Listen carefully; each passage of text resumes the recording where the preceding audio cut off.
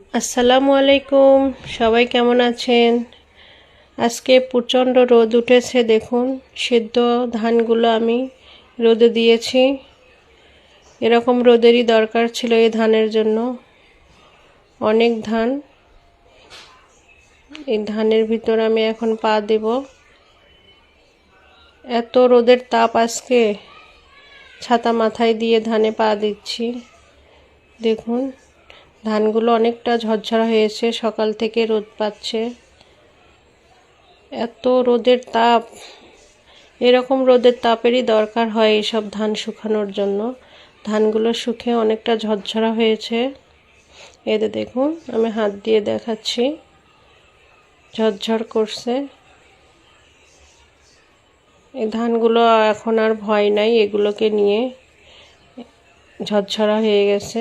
এগুলো আরেকটা রোদ পেলে একবারে চালের জন্য উপযুক্ত হয়ে যাবে।